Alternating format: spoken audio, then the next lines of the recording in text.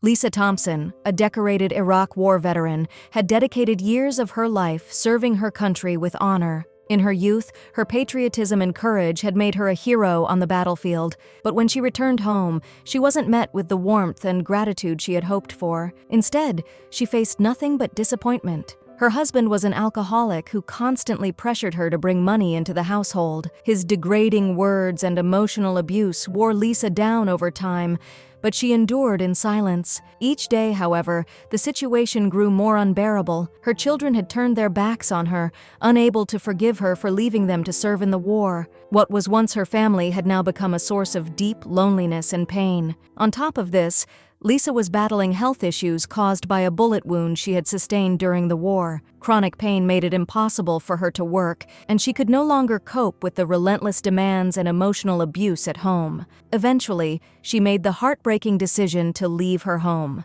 Now, living on the streets, Lisa survived by begging, clinging to her dignity and independence. She wore her military jacket everywhere, a constant reminder of the country she had served with pride.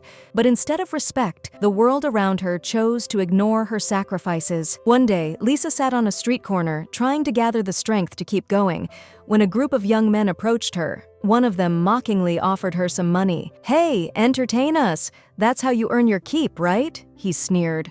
Lisa lowered her gaze, trying to hold on to her pride, but there was still a fire in her eyes. "I am a veteran. I served my country with honor. I don't beg for entertainment," she replied firmly. Her words didn't faze the group, who burst into laughter. "A veteran? You're just a homeless woman begging on the streets. Where's your pride now?" one of them taunted. Lisa took a deep breath, refusing to let her tears fall, but their words cut deep. She turned her face away, trying to hide her pain. Just then, a car pulled up nearby. The man stepping out was none other than Donald Trump, the well-known businessman returning from a charity event. On his way to his car, he couldn't help but notice the commotion. Hearing the mocking laughter, he stopped in his tracks. Curiosity piqued. Walking toward the group, he shot a stern glance at the young men before crouching down to Lisa's level. "Ma'am," Trump said in a gentle yet concerned tone, "are you all right? Why are these people treating you like this?" Trump's warm and compassionate demeanor touched a part of Lisa's broken heart that she thought had long been buried. She stood silently for a moment,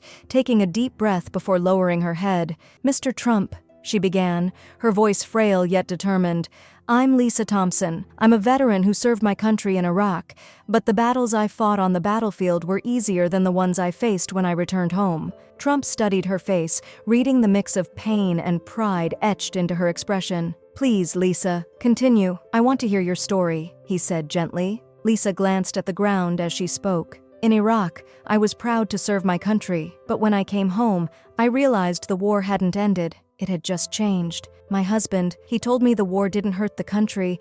It hurt our family, my children. They left me. They asked, 'Why did you leave us to go fight in a war?' I couldn't answer them, because deep down, I thought they were right." Her voice began to tremble. Wiping away tears, Lisa continued, "My husband, he blamed me every day. 'You're not a hero. You're selfish. You didn't care about your family,' he would say. The emotional abuse became unbearable, but I endured it until my health problems made me even weaker." Trump tilted his head slightly, his face filled with deep empathy. "Health problems?" he asked softly. Lisa nodded and swallowed hard before answering. "I have chronic pain from a bullet wound I took in Iraq. My body won't let me work anymore. But despite everything, I've never lost my pride. I wear my military jacket everywhere because it's proof that I served my country. But living on the streets, enduring the scornful looks and harsh words from people, it's harder than anything I faced in the war." Trump listened intently, absorbing every word. "Hasn't anyone tried to help you?" he asked,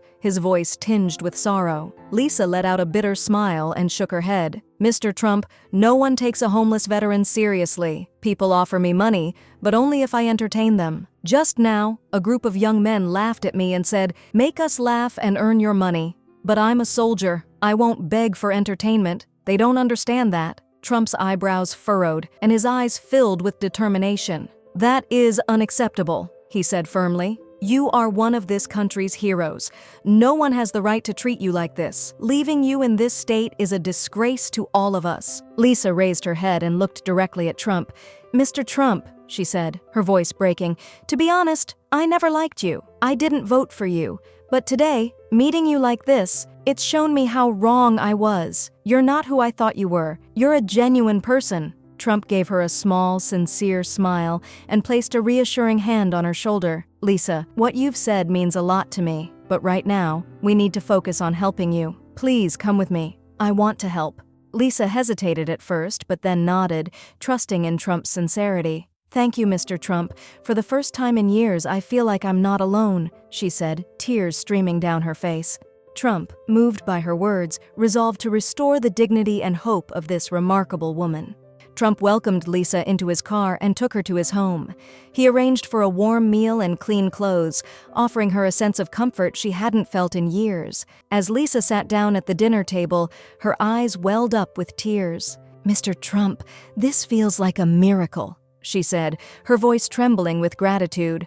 Trump listened to Lisa's story in more detail, determined to help her rebuild her life. The following day, he contacted his team and informed them about Lisa's situation. They quickly initiated a campaign to secure housing for her and began coordinating with charity organizations to assist her. Trump also tasked his staff with finding her a job suitable for her abilities. "You served this country with honor," Trump said firmly. "Now it's our turn to serve you." Lisa looked at Trump with tearful eyes. "Thank you for not leaving me behind," she said. "You are so much more than I thought you were. Today, you've given me not just a home but a reason to hope again." With Trump and his team's unwavering efforts, Lisa's life underwent a remarkable transformation. She was provided with a new home and offered a dignified position at a community support center. She also received medical care and emotional support to manage her chronic health issues, helping her reclaim her confidence and sense of belonging in society. At a charity event held in her honor, Lisa took the stage to share her story. Tears glistened in her eyes as she addressed the crowd. "For years, I felt forgotten, but Donald Trump reminded me what it feels like to be seen, to be human again. If I'm here today, it's because of him. I am deeply grateful." Trump joined her on stage, addressing the audience with heartfelt conviction. Lisa's story reminds us of the power of humanity, justice, and solidarity. People like Lisa are the true heroes of this nation, and we must never forget their sacrifices or their dignity. Lisa's journey became a symbol of hope and resilience, inspiring many across the nation. It wasn't just a story of a veteran finding her way back. It was a testament to the profound impact of compassion and unity.